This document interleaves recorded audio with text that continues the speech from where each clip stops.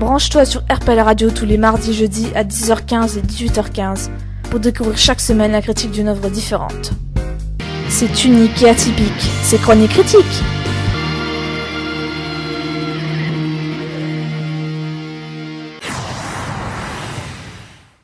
Bonjour à toutes et à tous et bienvenue sur Chronique Critique. Je suis Lise du Centre culturel d'Anatolie. Une association se trouvant 28 rue du Man à Borny et qui promue la culture turque d'Anatolie. Elle propose des médiations linguistiques, des accompagnements dans la vie quotidienne, des cours de français ou encore de l'aide aux devoirs. Cette semaine, nous allons revenir à une œuvre classique, le film. Je vais vous présenter un film que j'ai pu voir au cinéma et qui est passé dimanche dernier sur TF1, Cowboy et envahisseur de Jon Favreau. Ce film, sorti le 24 août 2011, nous emmène en Arizona en 1873. On se retrouve en face d'un homme qui a perdu tout souvenir de son passé et est abandonné dans le désert. Après plusieurs heures de trajet, il se retrouve à Absolution, petite ville austère perdue en plein désert.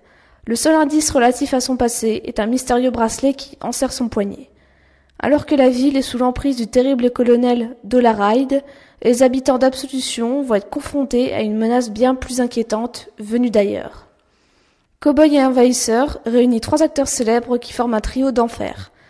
Harrison Ford dans le rôle du colonel Woodrow Dollarhide, Daniel Craig qui est le héros Jake Lonergan, et enfin Ella, jouée par Olivia Wilde. Ce film est adapté d'un roman graphique éponyme de Scott Michel Rosenberg. À sa sortie, on nous vendait ce film comme la rencontre entre Rio Bravo, la chevauchée fantastique et la guerre des mondes. On en attendait beaucoup du face-à-face entre Harrison Ford, Indiana Jones, et Daniel Craig, James Bond.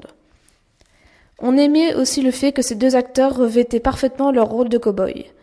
Et on appréciait également le mystère autour des personnages joués par Daniel Craig et Olivia Wilde.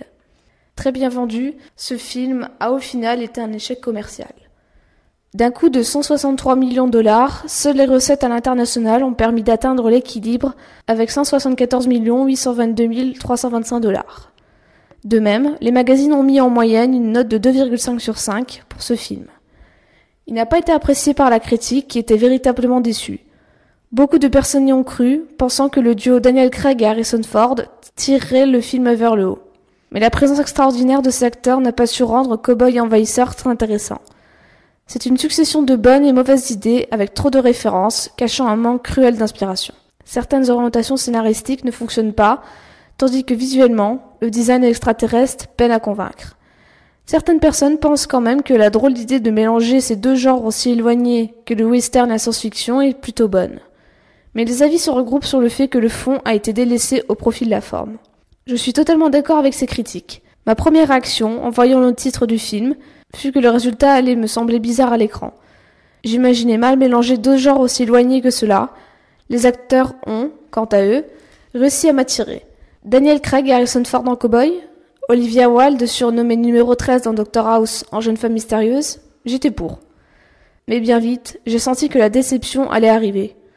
De mauvais clichés de western, un mauvais équilibre des forces entre les extraterrestres et les humains, et un scénario quelque peu tiré par les cheveux. Certaines personnes ont bien rigolé en voyant ce film, tandis que d'autres soupiraient fortement. Et personnellement, j'étais plutôt dans la deuxième catégorie. Je n'ai pas vraiment apprécié cette histoire d'extraterrestres arrivés sur Terre pour la détruire et qui kidnappent des humains pour faire de l'expérience dessus. Alors, tous les proches se rassemblent pour aller les sauver.